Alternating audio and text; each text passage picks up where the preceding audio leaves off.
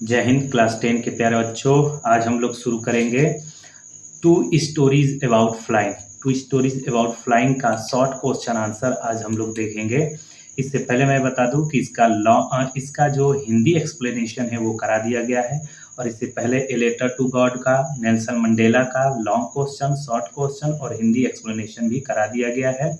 और fire and ice, dust of snow का central idea भी हो गया है, और उसका हिंदी एक्सप्लेनेशन भी करा दिया गया है।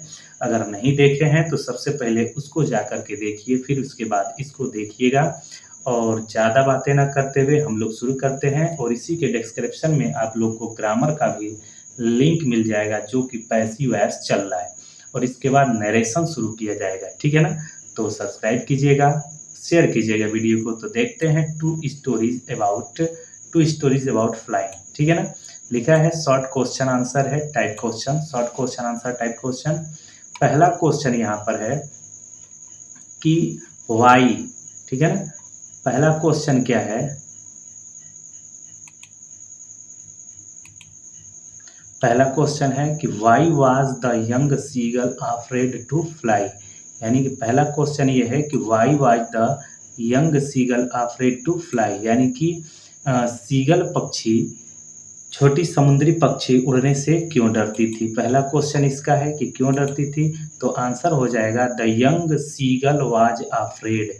छोटी सी सीगल पक्षी डरती थी टू फ्लाई, उड़ने से, बिकॉज ही थॉट, क्योंकि वो सोचती थी, that his wings would not support him to fly, उसको उड़ने में उसके पंख सपोर्ट नहीं करेंगे, इसलिए वह डरती थी। ठीक है ना? वही क्वेश्चन है, देख लेते हैं। The young seagull was afraid to fly because he thought that his wings would not support him to fly. ये क्वेश्चन हो गया, इसका आंसर हो गया। ठीक है ना? दूसरा क्वेश्चन है कि why did the seagull do to draw the attention of his family. यानी कि समुद्री पक्षी ने अपने परिवार का ध्यान खींचने के लिए उसने क्या किया? तो सोने का नाटक करती है। क्या करती है? तो सोने का नाटक। देखते हैं। To draw the attention of his family, अपने परिवार का ध्यान खींचने के लिए, द यंग सीगल, वह युवा सीगल, प्रिटेंडेड, बहाना बनाती है, टू बी फॉलिंग अस्लीप, यानी सोने का नाटक बनाती है। Still they took no notice of him, और यहाँ तक कि कोई भी उसकी तरफ नोटिस ही नहीं करता है। ठीक है ना? नोटिस भी नहीं करता है। फिर से क्वेश्चन देखते हैं। What did the seagull do to draw the attention of his family. तो आंसर हो जाएगा to draw the attention of his family, the young seagull pretended to be falling asleep, still they took no notice of him। ये answer हो जाएगा सटीक answer. ठीक है ना? तीसरा क्या है? Why did the young seagull utter a joyful scream. Joyful scream मतलब युवा समुद्री पक्षी खुशी से क्यों चिल्लाने लगी? क्योंकि उसकी देखती है कि उसकी माँ उसकी तरफ मछली का टुकड़ा लेकर के उड़ रही है, उसलिए।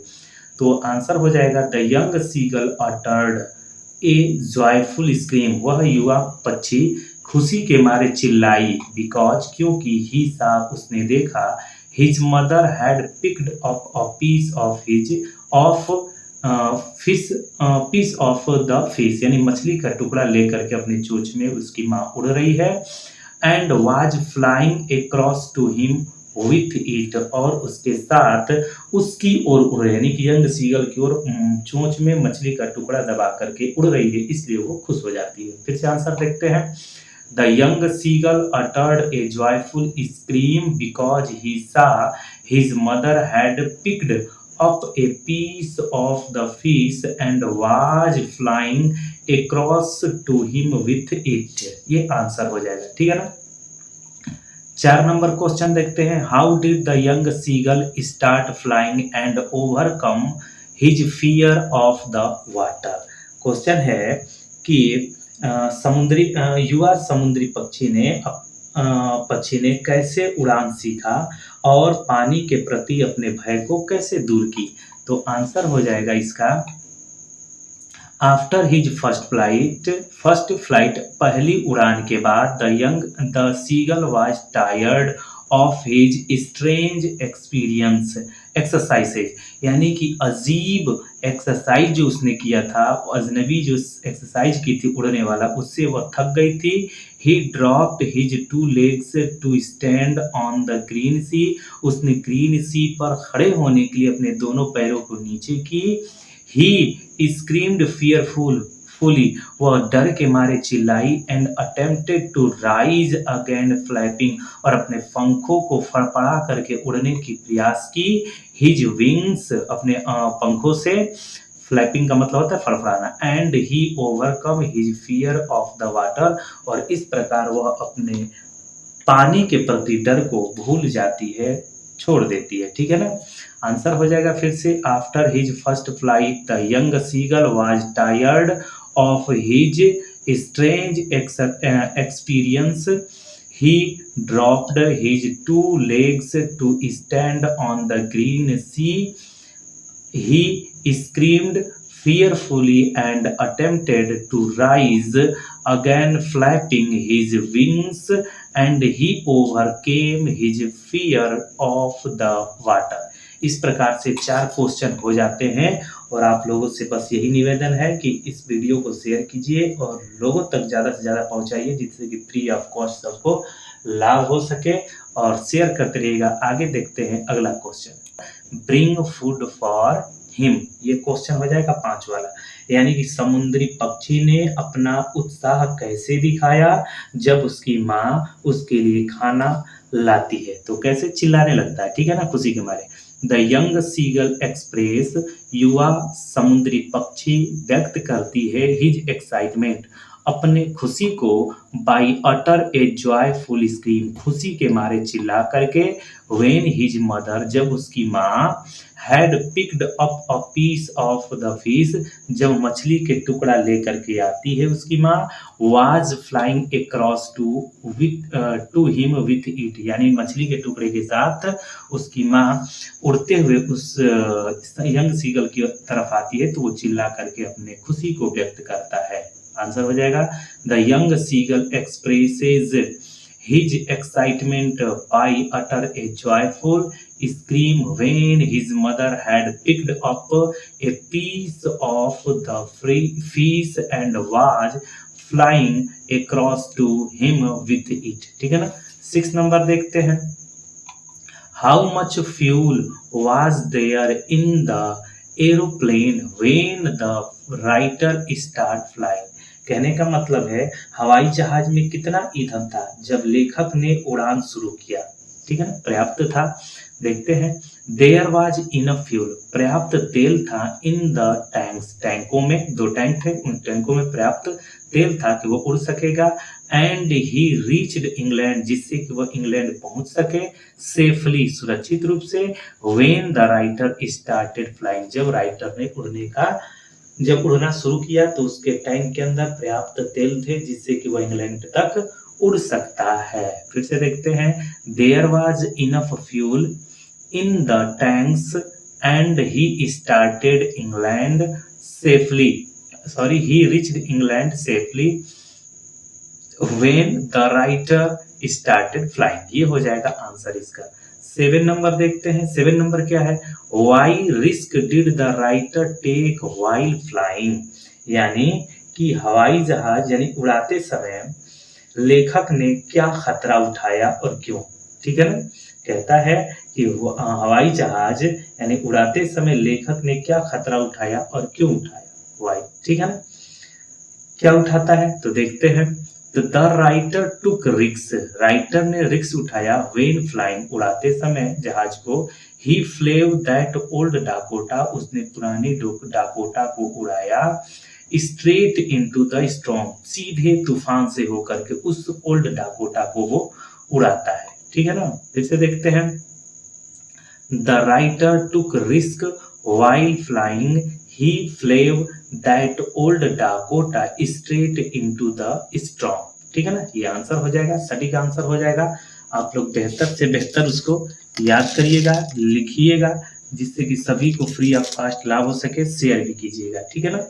8 नंबर देखते हैं, वाई डिड, 8 नंबर क्या है, why did the writer follow the pilot of another plane, यानी कि लेखक ने दूसरे जहाज के पायलट का पीछा क्यों किया?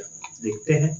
The writer followed another aeroplane, writer ने दूसरे एरोप्लेन को पीछा किया बिकॉज ही हैड लॉस्ट, क्योंकि वो खो चुका था, इन द स्टॉर्म, तूफान में खो चुका था, and was unable to see anything, और कुछ भी देखने योग्य नहीं था, बाहर कुछ भी दिखाई नहीं दे रहा था, इसलिए वो उसका पीछा करता है। देखते हैं।